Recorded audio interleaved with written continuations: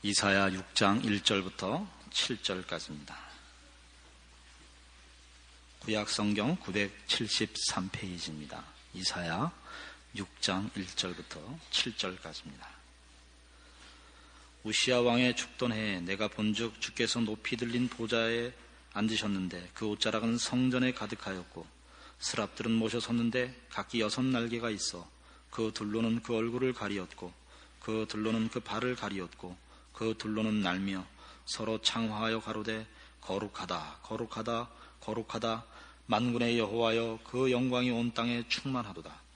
이같이 창화하는 자의 소리로 인하여 문지방에 터가 요동하며 집에 연기가 충만한지라. 그때 내가 말하되 화로다 나여 망하게 되었도다. 나는 입술이 부정한 사람이요 입술이 부정한 백성 중에 거하면서 만군의 여호와이신 왕을 배웠음이로다. 때에 그 스랍의 하나가 화저로 단에서 취한 바 핀 숯을 손에 가지고 내게로 날아와서 그것을 내 입에 대며 가로되 보라 이것이 내 입에 닿았으니 내 악이 제하여졌고 내 죄가 사하여졌느니라 하더라. 아멘. 이사야 6장은 이제 이사야 선지자가 하나님 앞에 부름을 받는 소명장입니다. 보통은 한 선지자가 하나님 앞에 부름을 받으면 그 받은 바 전해야 할 내용을 소개하기에 앞서서 하나님 앞에 어떻게 부름을 받았는가, 자신이 하나님 앞에 부름받은 확실한 하나님의 종이라는 사실을 먼저 서두에 피력하고 그 다음에 그 내용을 전하는 법인데, 이사야서는 독특하게 우리 앞에서 살펴본 바와 같이 5장에 이르도록 계속적으로 이스라엘 백성의 잘못을 지적하며 그 자초한 심판을 저들에게 경고하며 그런 확인들을 이렇게 길게 먼저 앞에서 드러낸 후에야 6장에 이르러서 이사야 선지자가 어떻게 부름을 받았는가가 등장을 합니다. 여기에는 그만한 이유가 있습니다. 이사야서가 어떤 성격을 갖고 있느냐도 여기에서 밝히 드러납니다. 이미 1장에서 5장에 이르는 이스라엘 백성이 하나님을 외면하고 등지고 떠나서 자초한 심판은 이제 돌이킬 수 없는 절망과 비극의 파탄만을 남겨놓고 있습니다. 저들에게는 아무 희망도 없고 방법도 없습니다. 그런 현실 속에서 하나님께서 이사야를 부르셨다라는 것은 이미 인간으로서 해결할 수 없는 절망에 빠진 난국을 하나님 쪽에서 이제 개척하시며 거기에 새로운 희망과 구원의 방도를 친히 여실 것이라는 암시를 우리에게 주는 셈입니다. 그것은 이 본장에 이사야가 부름을 받는 장면에서도 다시 한번 드러나고 있습니다. 그는 우시야 왕의 죽던 해에 내가 본즉 주께서 높이 들린 보좌에 앉으셨는데 그 옷자락은 성전에 가득하였고 스랍들은 모셔섰더라 하는 거룩하신 하나님을 배우는 것으로 그의 부름을 설명하고 있습니다. 우시야 왕은 남왕조 유다의 왕으로 16살의 왕이 된 사람입니다.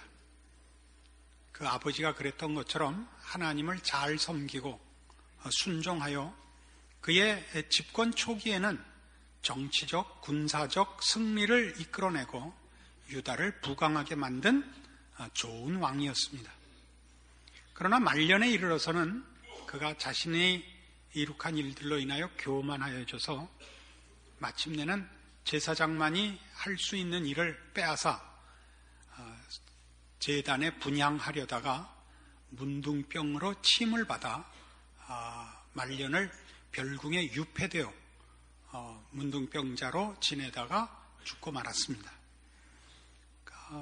이사야가 부름을 받은 때가 언제냐 하는 것을 다른 여러 표현이 있을 수 있는데, 우시야 왕이 죽던 해라 이렇게 앞에 설명함으로써 성경이 하고 싶은 얘기는 우시야 왕같이 하나님에 의해서 왕이 되고 하나님에 의해서 강성해졌던 나라가 교만하여져서 하나님을 외면하고 고칠 수 없는 병에 빠져 드디어 죽고 말았다라는 이스라엘의 현실을 은유하는 그런 표현으로도 우리에게 다가오고, 또 이스라엘이라는 나라가 가지는 특징, 신정왕국이죠. 하나님이 통치하시는 나라입니다.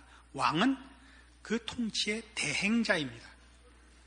그래서 이스라엘이라는 국가의 왕은 자신의 가문이나 개인의 실력에 의한 왕권이 아니고 하나님의 통치의 대행자, 대리인에 불과합니다.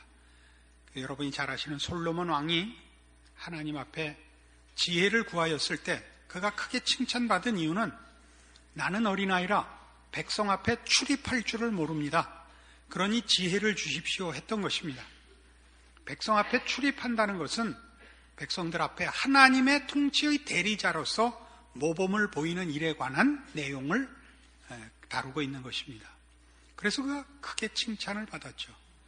그 하나님의 통치의 대행자인 왕이 죽었다는 것은 하나님의 통치가 이제 마감되었다는 상징을 또한 담고 있는 것입니다. 이런 어느 면으로 보나 희망이 없는 이스라엘 백성의 현실에 이제 하나님이 그의 종을 세우는 것입니다. 그 종된 이사야는 이 거룩하신 하나님 앞에서 자신과 자신으로 대표되는 자기 백성의 그 한없이 부족함을 그가 느낍니다. 그것이 5절에 이렇게 기록되어 있습니다.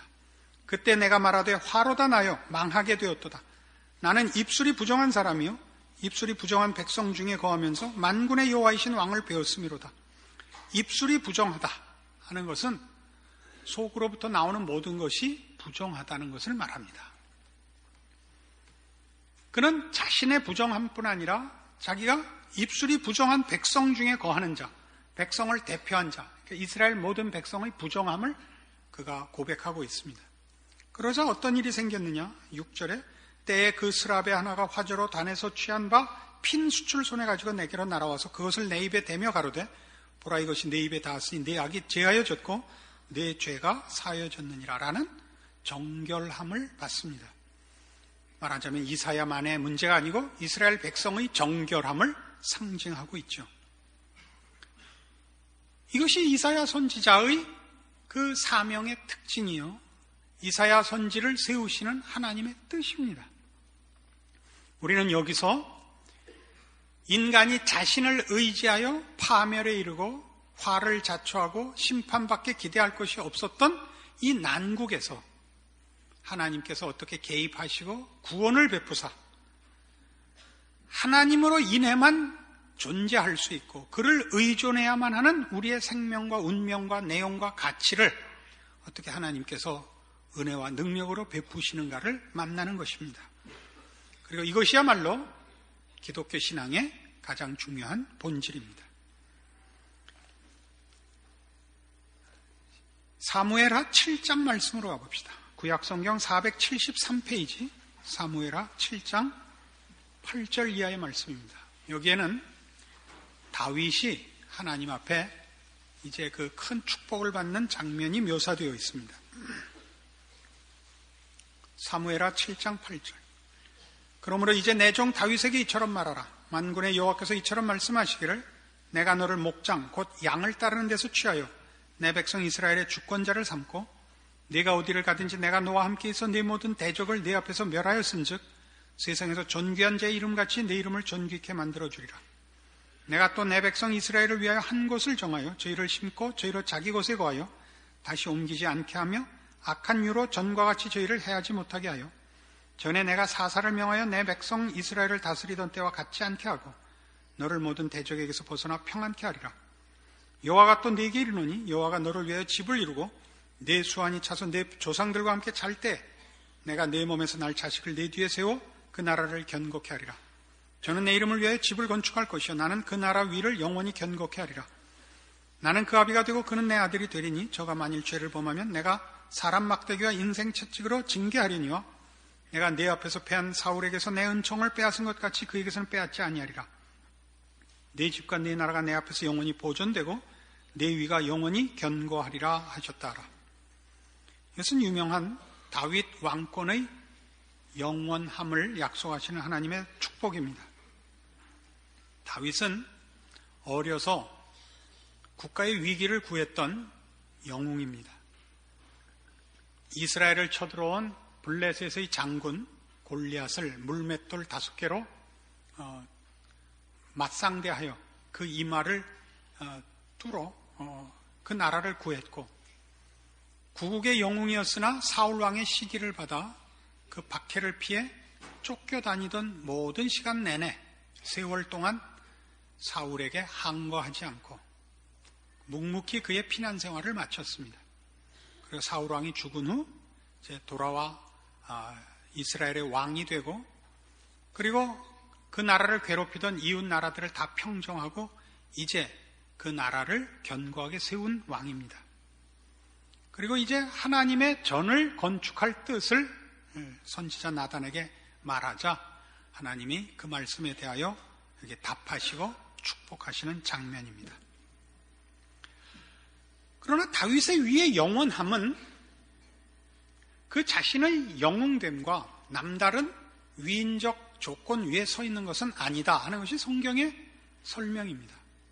다윗 왕권의 영원함은 메시아 왕권의 영원함의 한 상징인데, 그러한 것을 분명히 하기 위하여 다윗은 사무엘하 11장에 가서 밧세바 사건을 저지릅니다. 우리아의 아내 밧세바를 빼앗는 사건으로 인하여 하나님 앞에 진노를 사고 여러 가지 재앙이 그 가문에 생겨납니다. 그럼에도 불구하고 다윗 왕권은 영원합니다. 왜냐하면 지금까지 얘기한 다윗의 그 영웅됨, 위인됨을 근거로 하지 않고 밧세바 사건을 통하여 배운 내용을 근거로 합니다. 그것이 시편 51편에 기록되어 있습니다. 구약 성경 837페이지입니다.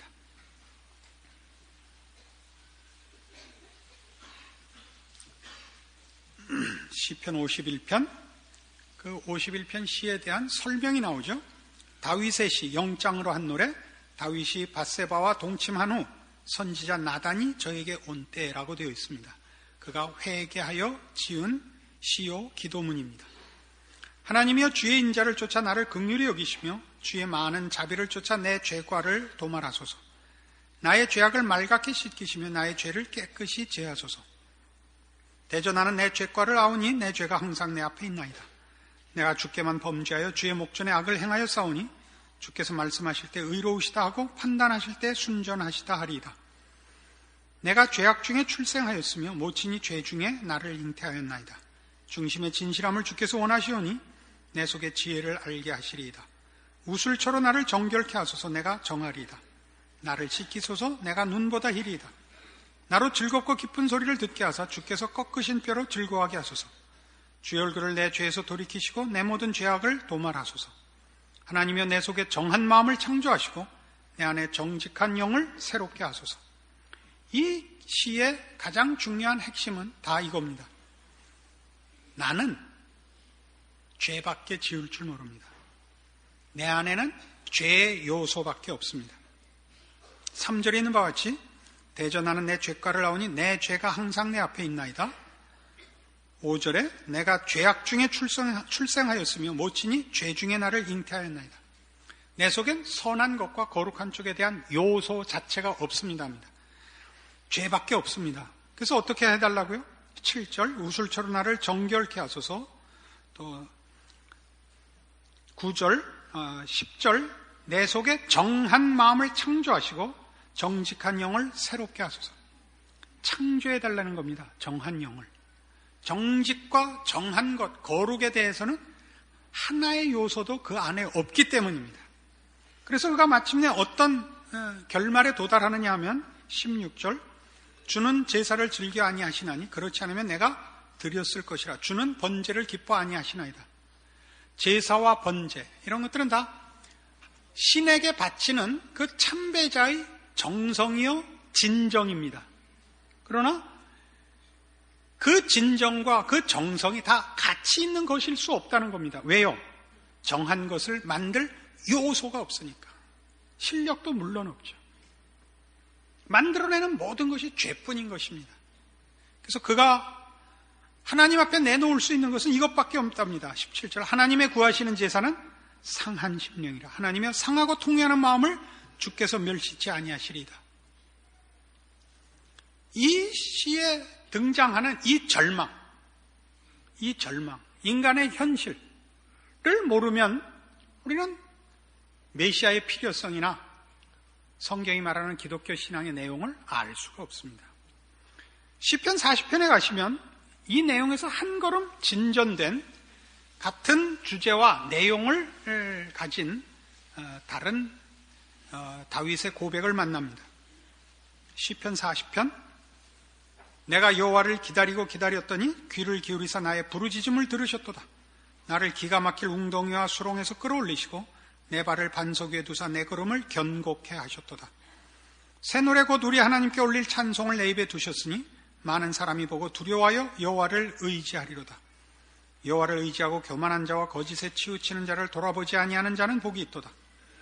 여호와 나의 하나님이여 주의 행하신 기적이 많고 우리를 향하신 주의 생각도 많도소이다. 내가 들어 말하고자 하나 주의 앞에 베풀 수도 없고 그 수를 셀 수도 없나이다. 주께서 나의 귀를 통하여 들리시기를 제사와 예물을 기뻐 아니하시며 번제와 속죄제를 요구치 아니하신다 하시니라. 그때 내가 말하기를 내가 왔나이다. 나를 가리켜 기록한 것이 두루마리 책에 있나이다. 나의 하나님이여 내가 주의 뜻 행하기를 즐기오니 주의 법이 나의 심중에 있나이다 하였나이다. 이 40편 내용은 아까 51편에서 한 걸음 더 나가 있죠. 내가 여호와를 기다리고 기다려 받은 응답입니다. 51편은 회개와 통회하는 마음의 자기 고백이었고 여긴 답을 얻은 장면입니다. 그 답이 뭐냐? 하나님께서 우리에게 기적을 베푸셨다 이겁니다. 기적을 베푸사 나를 기가 막힐 웅덩이와 수렁에서 끌어올려 반석 위에 세우셨다 이겁니다. 어떻게 그렇게 하셨느냐? 6절 주께서 나의 귀를 통하여 들리시기를 제사와 예물을 기뻐 아니하시며 번제와 속죄제를 요구치 아니하신다 하신지라 이겁니다.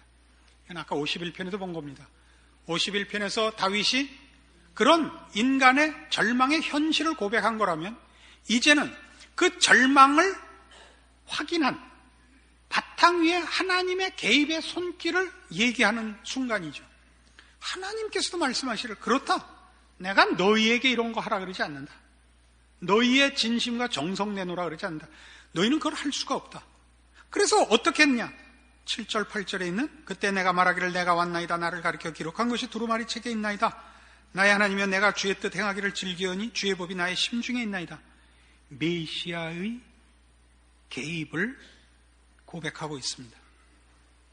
7절과 8절이 메시아에 관한 것임을 히브리서에서 이 시편을 인용하며 설명하고 있습니다. 기독교라는 종교의 핵심이 뭡니까? 절망밖에 남지 않은 인간에게 하나님께서 구원의 손길을 베푸셨다는 것이 기독교 신앙의 본질입니다. 인간이 만든 다른 종교는 다 인간에게 희망이 있다는 것이죠. 구원의 요소가 있다는 것이죠. 그 불씨를 잘 지피면 가망이 있다는 것이고 기독교는 없다는 것입니다. 그건 우리가 우리 마음대로 어느 것을 선택할 수 있는 것이 아니고 어느 것이 사실이냐의 문제에 있는 것입니다. 그 사실을 어디서 봅니까? 우리 지난 2주간에 걸친 인류 역사가 걸어온 길에서 보지 않았습니까? 인간이 인간을 근거로 삼고 자신을 왕으로 삼고 신으로 삼아서 어디에 이르렀습니까? 아무런 가치도 찾을 수 없는 절망에 이르지 않았습니까? 그것은 이스라엘 역사가 증언한 것이고 아니 인류 역사가 증언한 것입니다. 그래서 우리는 다 망하게 되었도다 나요 라는 고백이 이르렀고 누가 이 사망의 몸에서 나를 건져내랴, 누가 나를 이 기가 막힐 웅덩이에서 건져내랴 라는 현실을 외면할 수 없게 된 것입니다. 거기에 하나님께서 구원의 손길을 뻗치시는 겁니다. 우리를 위하여 우리 죄를 해결하러 우리 주 예수 그리스도께서 오시는 것입니다. 이것이 기독교 신앙이죠. 예수님께서 오셔서 한 것이 뭔데요? 그래서 죄와 사망에서 꺼냈다는 게 뭡니까? 우리를 하나님으로부터 분리되어 죄밖에 지을 수 없는 상황에서 하나님께 다시 묻고 하나님으로부터 의와 거룩과 생명과 소망을 공급받게 하셨다는 것이 기독교 구원관입니다. 그러니까 기독교 구원의 가장 중요한 내용은 다 예수 그리스도로 말미암은 회복에 있습니다. 그것은 지금 우리가 살펴본 바와 같이 다윗의 왕권의 영원함이 다윗 자체의 조건으로는 도저히 불가능한 것이지만 다윗의 실패를 통하여 하나님이 다윗에게 가르치신 이 비밀, 하나님은 제사와 번제를 요구하심이 아니요 상한 마음과 통회하는 마음을 받으신다. 그것은 우리를 근거로 하거나 조건으로 해서 우리의 승리나 우리의 운명을 결정하시는 것이 아니라 하나님께서 이 불쌍한 인생들에게 그 아들을 보내어 승리와 영원한 복과 생명을 주시리라 라는 확인인 것입니다. 그러니까 다윗 왕권의 영원함은 다윗으로 말미암은 것이 아니라 다윗이 깨우친 이것, 메시아를 통해서만, 예수 그리스도를 통해서만 무엇이든지 가치가 있으며 영원할 수 있으며 근거를 가질 수 있다를 확인하는 최고의 상징으로 구약 성경은 다윗 왕권의 영원함을 우리에게 강조하고 있는 것입니다. 그것은 다윗에게뿐만 아니라 아브라함에게서도 보는 동일한 내용입니다. 아브라함은 우리가 아는 대로 믿음의 조상입니다. 아브라함의 믿음의 조상된 것은 아브라함의 후손이, 아브라함의 씨가 하늘의 별 같고 바다의 모래 같으리라는 약속으로 그의 믿음의 조상된 것이 설명되고 있지만, 그러나 우리가 아는 대로 그의 자손은 아브라함이 낳은 자손들이 아니고 아브라함의 후손으로 오실 자손에 의한 후손이었습니다. 기억나시죠? 뭐 가르쳤으면 알고 있어야 될 거 아니에요. 그러니까 아브라함은 그가 어떻게 인류 온 사람 중에 남다른 믿음을 가졌느냐가 아니라 아브라함이 얻은 믿음은 하나님의 은혜로 얻은 믿음이요, 그러한 믿음은 장차 오실 예수 그리스도로 말미암아 생겨날 믿음이라를 상징하는 제1호의 인물이었기 때문에 그를 믿음의 조상이라 합니다. 그가 낳은 후손이 아니요, 아브라함이 가진 믿음을 예수 그리스도로 말미암아 이제 하늘의 별 같고 바다의 모래같이 생산할 것이다의 상징이죠. 그런 아브라함과 다윗으로 상징된 인간은 하나님과 화해하고 하나님께 근거해야 하고 하나님의 통치 아래에 있어야만 그는 비로소 생명을 유지하며 열매를 맺을 수 있다. 그렇게 하는 것은 메시아로만 가능하다. 이것이 성경 전체의 가장 중요한 주제입니다. 그리고 기독교 신앙의 요체입니다. 그래서 이제 우리 모두가 마찬가지입니다. 지금 이사야서에서 보는 바와 같은 1장에서 5장에 걸친 이스라엘 백성의 범죄함으로 자초한 비극과 절망의 현실, 거기서 인간은 답을 찾을 수가 없습니다. 인간은 어느 곳에서도 해결책을 찾을 수가 없습니다. 거기 하나님이 개입하시는 것입니다. 하나님이 찾아오시는 종교, 하나님이 먼저 그의 사랑과 능력으로 개입하시는 종교, 여기 기독교의 기독교된 특징이 있습니다. 그래서 성경은 지금까지 얘기한 바와 같이 이사야 2장 22절에, 그러니까 이사야서 전체의 가장 중요한 요절로 이 말씀을 소개하고 있었던 것입니다. 이사야 2장 22절, 너희는 인생을 의지하지 말라. 그의 호흡은 코에 있나니 수에 칠 가치가 어디 있느냐. 그때 이 구절 하면서 직역하면 이런 뜻이라고 그랬습니다. 너희는 인간을 의지하지 말라. 그런 뜻이라고 했습니다. 인간을 의지하지 말라. 여러분, 자신을 의지하지 마십시오. 세상을 의지하지 마십시오. 하나님만 의지하셔야 됩니다. 그래서 시편을 보면 하나님을 경배하며 찬양하는 고백들은, 이 성도들이, 감사들은 이런 식의 표현을 많이 쓰는 걸 이제 만나게 됩니다. 시편 18편, 구약성경 812페이지, 시편 18편 1절입니다.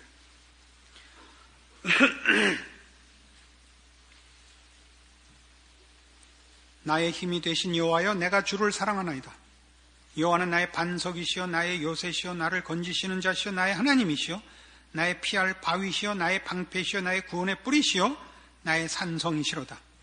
여기 등장하는 하나님에 대한 그 말하자면 경배와 찬송은 그 조금 부정적이고 소극적입니다. 그렇죠?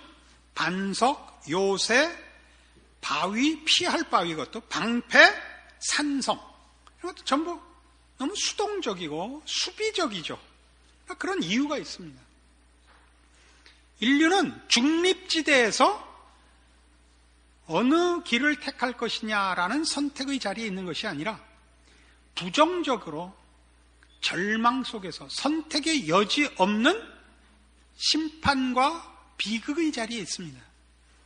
그럼 먼저 여기서 벗어나야 하는 것입니다.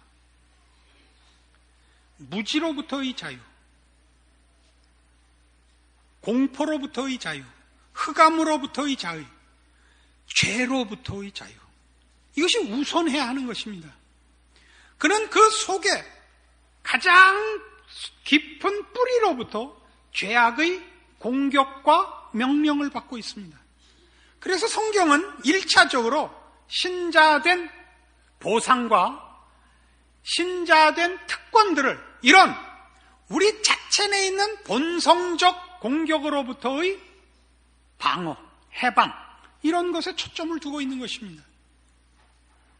우리 안에서부터 들끓어 일어나는 부패와 못난 것과 어리석은 것과 비참한 것으로의 유혹과 요구들로부터의 해방, 그래서 그 공격으로부터 우리를 거룩하게 지키는 것, 이것이 우선되는 것입니다.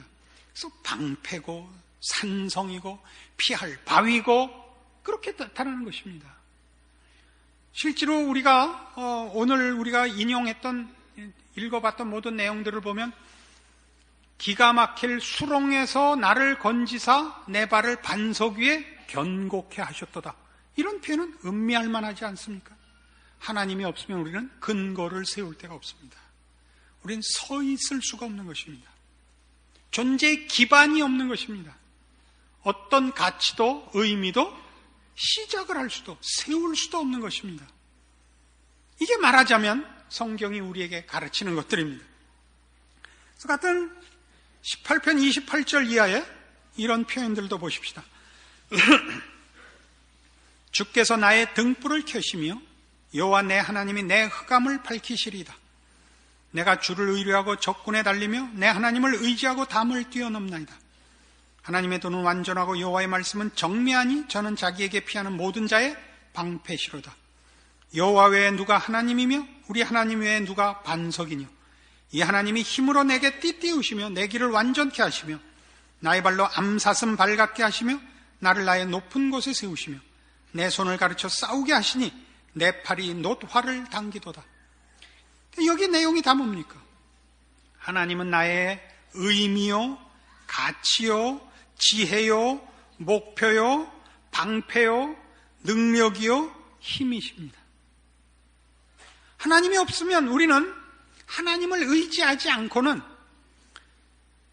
안목을 가질 수도 없고 방향을 정할 수도 없고 분별을 할 수도 없고 목표를 세울 수도 없고 내용을 가질 수도 없고 그런 것들을 세울 근거를 가질 수도 없습니다. 목표와 내용도 없고 그것을 행할 힘도 없습니다. 이것이 성경이 가르치는 것입니다. 그리고 이것이 사실입니다. 성경은 여러분에게 어느 것이 더 입맛에 맞느냐, 어느 것이 더 다른 것과 비교하여 더 내 시선을 끄느냐로 선택을 요구하는 것이 아니라 사실이 무엇인가, 진실이 무엇인가를 지적하고 있습니다. 그래서 기독교라는 신앙의 내용은 우리의 선택을 요구하는 것이 아니라 눈을 뜨라고 하고 있습니다. 진실과 사실을 확인하라고 하고 있는 것입니다. 여러분은 하나님을 섬김으로써 무슨 복을 받느냐 할 때 무슨 세상적인 승리와 복들이 아니라 바로 이런 더러움과 절망에서 벗어나는 것입니다. 비로소 여러분은 가치 있는 생명과 가치 있는 인생을 가지며 살 수 있고 살 가치가 있는 내용을 가지게 됩니다. 그것이 기독교입니다. 그것이 우리가 하나님을 아버지라 부르는 참으로 큰 뜻이요, 그것만으로의 감사거리입니다. 이것이 여러분의 감사거리가 되지 않는다면 여러분은 아직도 여러분의 처지를 제대로 모르고 있는 것입니다. 우리가 앞에서 살펴본 바와 같은 이스라엘의 실패와 또 지난 2주간 확인했던 인류가 역사 속에서 저질렀던 인본주의의 참상을, 그 어리석음을 아직 확인 못한 탓입니다. 이런 깨우침과 확인이 여러분에게 마땅히 있었기에 여러분은 예수를 믿었을 것입니다. 그리고 여러분이 믿은 예수, 여러분이 고백하는 하나님을 아버지라 하는 고백들이 얼마나 큰 것인가를 이제 말씀을 근거로 하여 확인하셔서 세상의 헛된 것으로 여러분의 신앙을 대신하는 일이 없게 하시고, 어떻게 살든지 어떤 형편에 있든지 하나님의 사람의 가치 있는 그 신령한 것으로 여러분의 신앙을 승리하는 복된 여러분의 인생이 되기를 바랍니다. 기도하십시다. 하나님 아버지, 은혜를 감사합니다. 하나님께서 우리의 아버지시고 우리가 그 사랑을 입은 자녀입니다. 우리는 더 이상 필요한 것이 없습니다. 하나님께서 우리에게 찾아오사 주신 그 복들은 진리요, 소망이요, 영광이요, 거룩이요, 자랑입니다. 우리는 마침내 저 더러움에서 벗어났으며 저 어리석음에서 벗어났습니다. 우리는 하나님의 자녀로 거룩하며 신령하며 영원하며 복됩니다. 우리는 하나님을 아버지라 부르는 자이기 때문입니다. 그런 사람으로 우리의 인생을 살게 하여 주시옵소서. 우리가 고백한 신앙으로 우리의 존재를 지켜나가게 하여 주시옵소서. 예수님 이름으로 기도합니다. 아멘.